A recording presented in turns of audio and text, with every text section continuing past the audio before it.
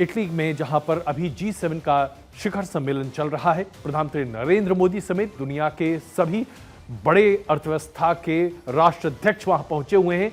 लेकिन अभी हम आपके सामने ये तस्वीरें दिखा रहे हैं जो अपने आप में आपको बताती हैं कि वहां ताज़ा स्थिति क्या चल रही है।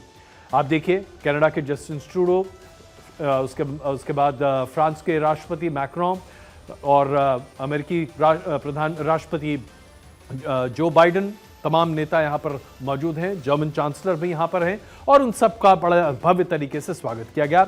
लेकिन इस स्वागत में एक बात देखने लायक थी। इटली की प्रधानमंत्री मेलोनी अपने तमाम नेताओं के साथ जब मिल रही थी, मुलाकात कर रही थी, तो उस वक्त नमस्ते कर रही थी।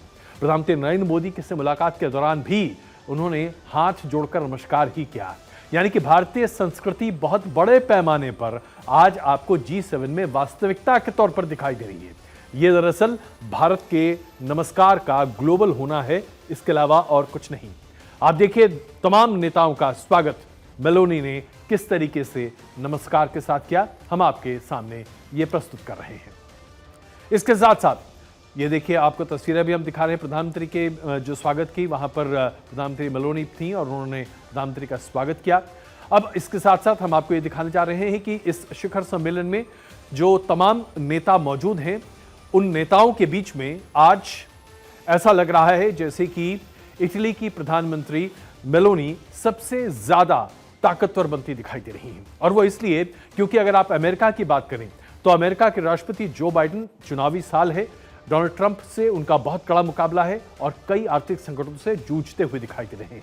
दूसरी तरफ अगर आप मैक्रो की बात करें, फ्रांस, मैक्रो ने अभी चुनाव की घोषणा कर दी है और यूरोपियन यूनियन के जो पार्लियामेंट्री इलेक्शंस थे उसमें फ्रांस के जो राइट विंग पार्टी है उसको काफी बढ़त मिली है, जिसकी वजह से मैक्रो अभी खुद मुश्किल झेल रहे हैं।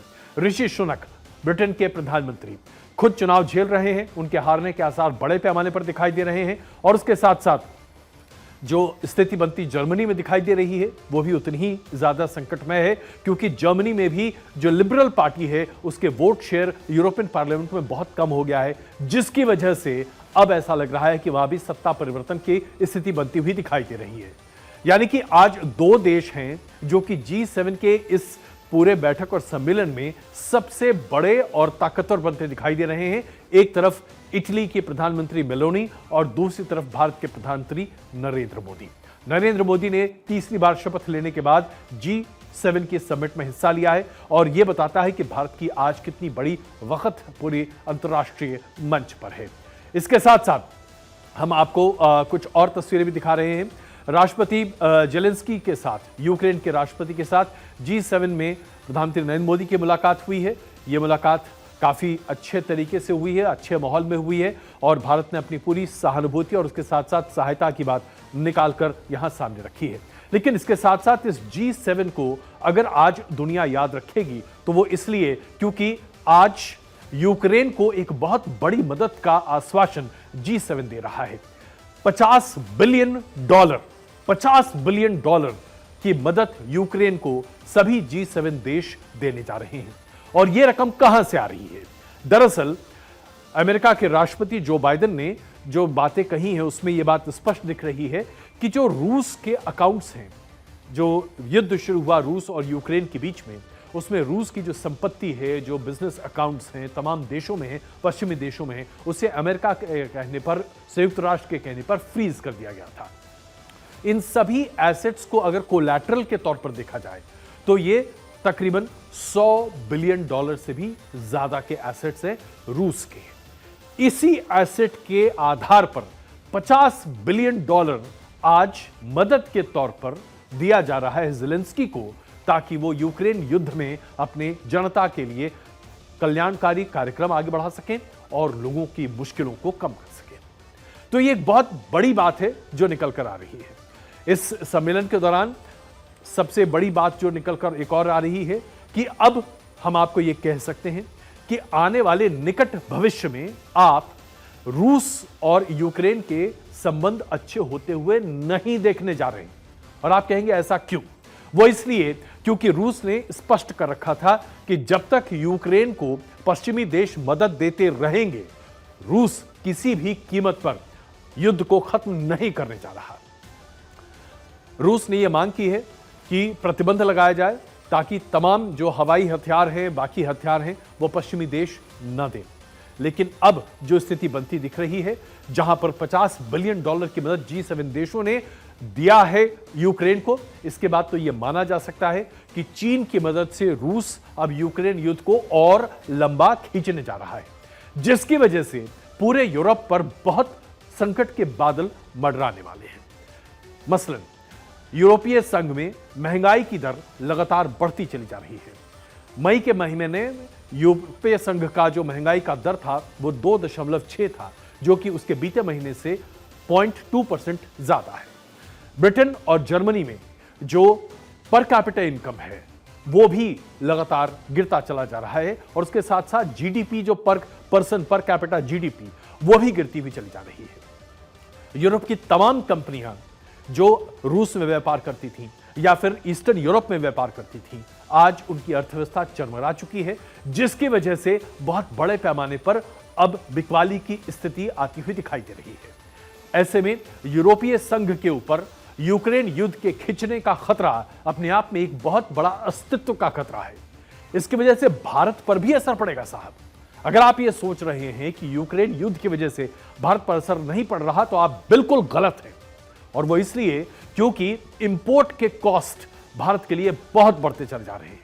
हमारी अर्थव्यवस्था में इंपोर्ट का बहुत महत्वपूर्ण स्थान है और इंपोर्ट बकेट हमारा बहुत बड़ा है साहब। इसकी वजह से आज हमें बहुत बड़ी राशि फॉरेन एक्सचेंज दूसरे देशों को देना पड़ रहा है।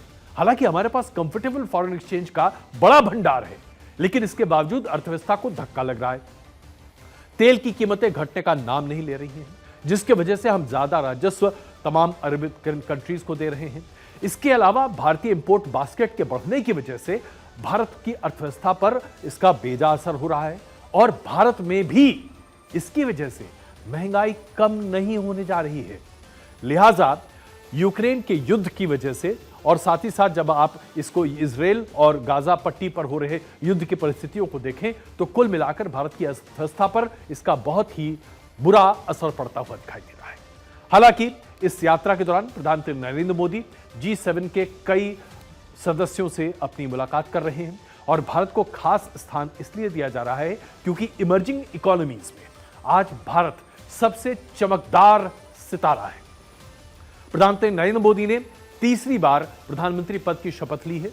एक इकोनॉमिक कंटिन्यूटी ऑफ पॉलिसी की बात सामने आ रही है, जिसकी वजह से पूरी दुनिया को इस बात का भरोसा है कि दुनिया का निवेश अगर भारत में आता है तो बड़े पैमाने पर यहां पर आर्थिक विकास होगा, जिससे पूरी दुनिया को फायदा मिल सकता है। इसके साथ साथ भारतीय अर्थव्यवस्था का साइज भी जबरदस्त तरीके से बढ़ा है।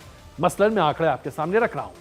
अमेरिका की इकोनॉमी की साइज $25 ट्रिलियन है। जापान की इकोनॉमी की साइज $4.26 ट्रिलियन है।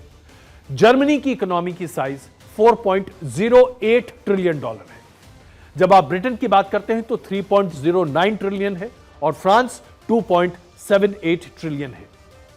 इटली 2.05 ट्रिलियन है। अब इसमें भारत कहां आता है साहब?